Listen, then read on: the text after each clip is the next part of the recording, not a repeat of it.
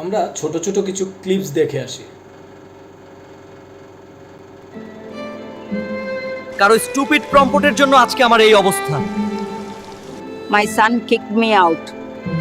Is there any prompt that can be written so that there is no more suffering in my life? আমার মনে হয় আমরা অনেক দূরে চলে এসেছি।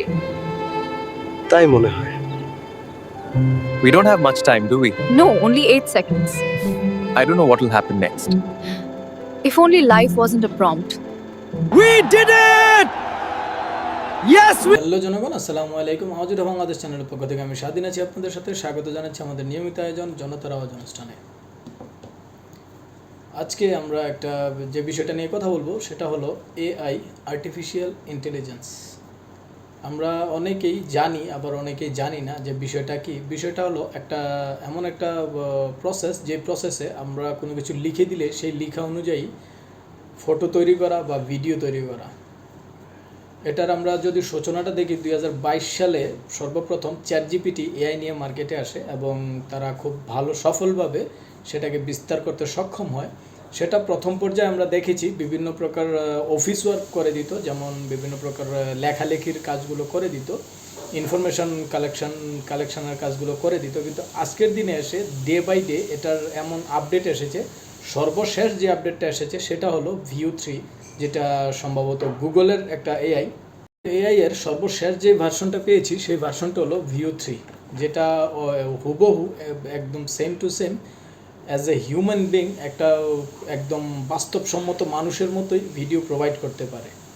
এটা নিয়ে কথা বলার কারণ, আজকের দিনে আমরা এসে যেটা দেখছি যে প্রতিনিয়ত এআই যেভাবে এগিয়ে যাচ্ছে, আমরা আমাদের সমাজে এবং যারা বিভিন্ন প্রকার কাজকর্মে জড়িত আছেন তারা অনেকেই ধারণা করছেন যে এআই ভবিষ্যতে অনেকের চাকরি খেয়ে নেবে, অনেকের নিয়ে কথা বলার কারণটা আমরা জেনে নিই। এআই নিয়ে কথা বলার কারণ, আমরা বর্তমান সময়ে দেখতে পাচ্ছি যে ভিউ 3, স্পেশালি ভিউ 3 মার্কেটে আসার পর থেকে বিভিন্ন প্রকার ভিডিও সোশ্যাল মিডিয়াতে ছড়িয়ে পড়ছে, যেগুলা বিভিন্ন পর্যায় থেকে বিভিন্ন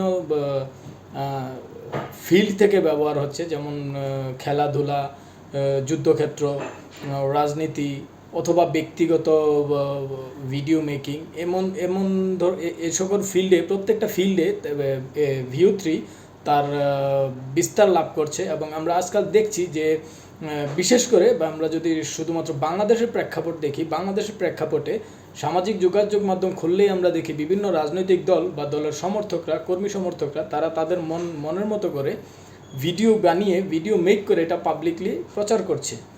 সেক্ষেত্রে আমরা যেমন দেখছি যে তারা দলীয় প্রচার করছে, এমনি অন্য দলের কুৎসা উঠানোর জন্য এই সেম ভিডিও তারা মেক করছে এবং পাবলিকলি প্রকাশ করছে। এটা কেন অ্যালার্মিং, এটা নিয়ে কথা বলার কারণ কি, এটা আসলে এআই যে বিষয়টা যদি আমরা সঠিকভাবে ব্যবহার করি তাহলে ওটা অবশ্যই এটা উপকারী, অবশ্যই এটা কাজের জিনিস। আমরা যদি সঠিকভাবে এটার ব্যবহার করতে পারি তাহলে অবশ্যই এটা আমরা ভালো কাজে লাগাতে পারবো। আমরা বিগত দিনে দেখেছি যে একটা সময় ছিল যখন একটা ফটো এডিট করার জন্য বা একটা ছবি তোলার জন্য আমাদেরকে স্টুডিওতে যেতে হতো, ছবি তোলার পরে 1 সপ্তাহ 10 দিন সময় দিতে হতো, তারা ছবি তোলার পরে ছবি এডিটিং করে প্রিন্ট করে দিত। কিন্তু আজকের দিনে আমরা দেখতে পাচ্ছি যে যত ডে বাই ডে এআই যত পাওয়ারফুল হচ্ছে, সেই সাথে সাথে আমরা কিন্তু আজকাল ছবির স্টুডিও খুব বেশি একটা দেখতে পাই না, স্টুডিওটা অনেকটাই গায়েব হয়ে গেছে। আমরা আজকাল দেখতে পাচ্ছি খুব ভালো ভালো কম্পোজিং কিছু এআই মার্কেটে এসেছে, যারা খুব সুন্দরভাবে গান কম্পোজ করে দিচ্ছে, গানের সুর করে দিচ্ছে, ইভেন বিভিন্ন এআই দিয়ে গান লেখার মতো কাজ আমরা করতে পারছি। কিন্তু এটা অ্যালার্মিং কোথায়? এটা অ্যালার্মিং যে ভিডিও মেকিং এবং ফটো মেকিংয়ে, ফটো এডিটিং, ফটোগ্রাফি বা ভিডিওগ্রাফি, এই দুইটা সেক্টরে খুবই অ্যালার্মিং। কেন? আমাদের বর্তমান সমাজে আমাদের মেজরিটি মানুষের হাতে একটা স্মার্টফোন থাকে এবং সেই স্মার্টফোনে বিভিন্ন প্রকার অ্যাপ থাকে। সেই স্মার্টফোনগুলোতে যে সকল অ্যাপস থাকে, এখনকার সময়ের মেজরিটি অ্যাপস এআই ইন্টিগ্রেটেড থাকে, যেটা এআই এর সাথে কানেক্টেড। যারা সরাসরি আপনার ফোনের স্টোরেজ দেখতে পাচ্ছে, ফোনের ডাটা দেখতে পাচ্ছে, ফোনে কী ছবি আছে, কি ভিডিও আছে, এগুলো তারা দেখতে পাচ্ছে। এবং এগুলা যদি কোনোভাবে কোনো কারণে কারো হাতে যায় তাহলে এগুলো দিয়ে এডিটিং করে যে কোনো ধরনের ভিডিও এডিট করা সম্ভব।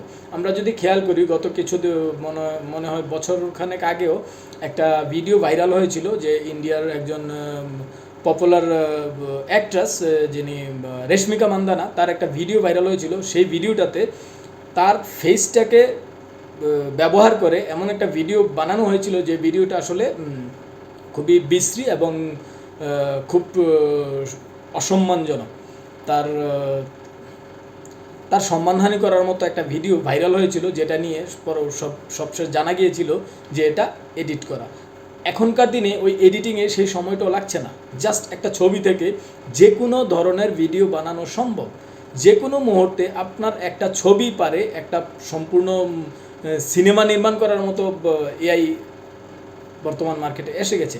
অতএব আমরা যারা সোশ্যাল মিডিয়ায় প্রতিনিয়ত কাজ করছি, আমরা যারা সোশ্যাল মিডিয়ায় বিভিন্ন ছবি আপলোড করছি, বিশেষ করে আমি আবারও বলছি সতর্কবার্তা, বিশেষ করে আমাদের যে বোনরা আছেন, আমাদের যে মারা আছেন, আমাদের যে সমবয়সী বন্ধুরা আছেন, বান্ধবীরা আছেন, আমাদের যে নারী সমাজটা আছে আমাদের বাংলাদেশের প্রেক্ষাপটে, বাংলাদেশের সামাজিক অবস্থান থেকে যে নারীরা আছেন, যারা বিভিন্নভাবে টিকটকে, ফেসবুকে কিংবা ইউটিউবে অথবা যে কোনো প্ল্যাটফর্মে, যে কোনো সোশ্যাল প্ল্যাটফর্মে আপনি ভিডিও আপলোড করছেন, আপনি ছবি আপলোড করছেন, আপনার ছবিটা থেকে, আপনার ভিডিওটা থেকে যে কোনো মুহূর্তে যে কেউ যে কোনো কিছু বানিয়ে নিতে পারে, আপনাকে ব্ল্যাকমেল করতে পারে, আপনার সম্মানহানি করতে পারে, আপনাদের সামাজিক মর্যাদা ক্ষুণ্ণ হতে পারে।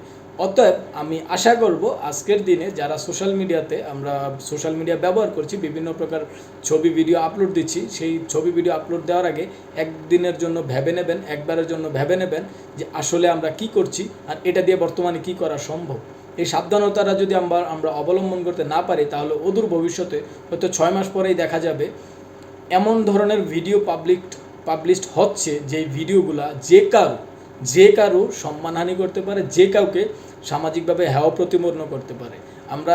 আমরা অবশ্যই সাবধান হব এবং আমরা সোশ্যাল মিডিয়াতে আমাদের নিজেদের ছবি ভিডিও ব্যবহার করার ক্ষেত্রে অবশ্যই সর্বোচ্চ সিকিউরিটি মেনটেন করব।